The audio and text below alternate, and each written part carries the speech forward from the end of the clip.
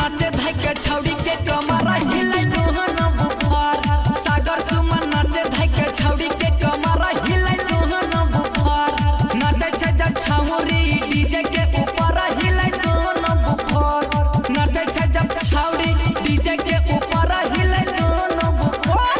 Sangam recording studio चकरमनिया।